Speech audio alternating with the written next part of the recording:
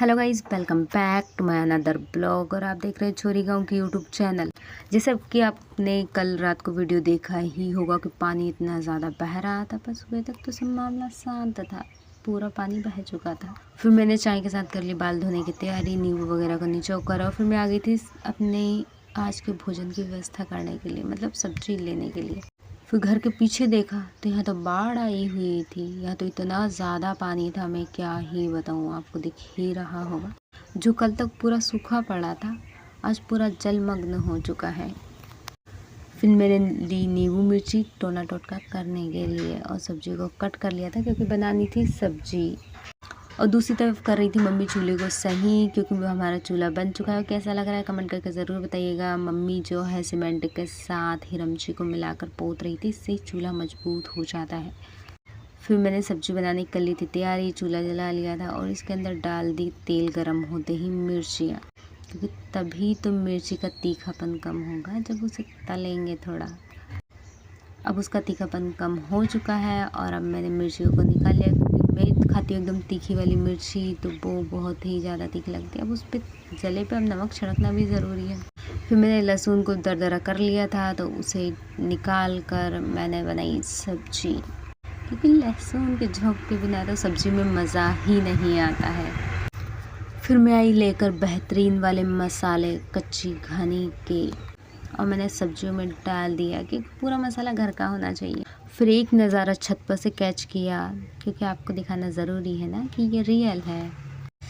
फिर थोड़ी देर मैंने खुद को निहारा, क्योंकि मैंने बाल धुल लिए थे और मैं बाल नहीं धुलती तब तक मेरा चिड़चिड़ापन जाता ही नहीं है। फिर मैंने प्यारे प्यारे सुंदर से फूलों को निहारा, अपनी आंखों को सेका।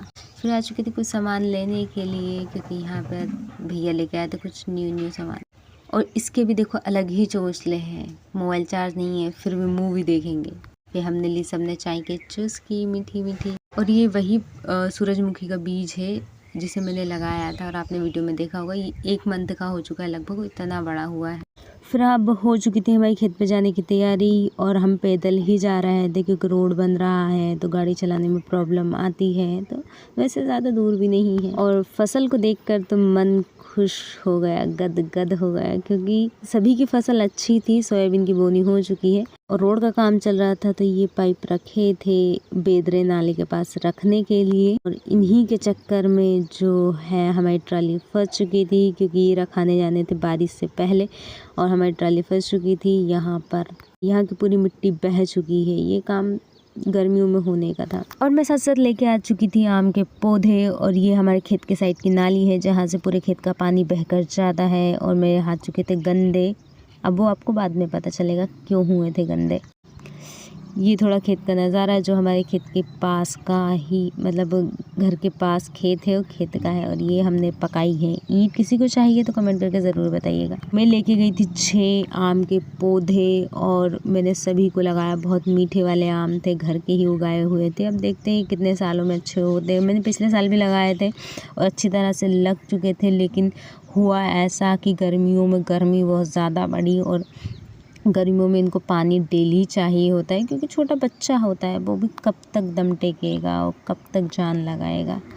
नन्हा बच्चा ज़्यादा दिन जिंदा नहीं रह पाए और पूरे सूख गए। और मैंने चीकू के, नींबू के इतने सारे पौधे लगाए थे, क्या ही बताऊं, क्योंकि मुझे पौधे लगाने का बहुत ज़्यादा शौक़ है। क्योंकि पेड़ की छाँव की तो बात ही अलग होती है। और ये सबसे बड़ा वाला है, मतलब पत्ते तो कम है पर बड़ा बहुत ज़्यादा है। ये 1-1.5 साल में आ जाएगा। ये मार्केट का है और बाकी सब हमारे घर के थे। और ये हमारे घर की माँ बेटी, मतलब भैंस और उसका बच्चा, और ये दोनों ही पता नहीं मुझे देख के क्यों इतने ज़्यादा ऐसी हरकतें कर रहे थे, मतलब बार बार मारने के लिए टटक रहे थे। बहुत दिन बाद देखा ना, इसलिए।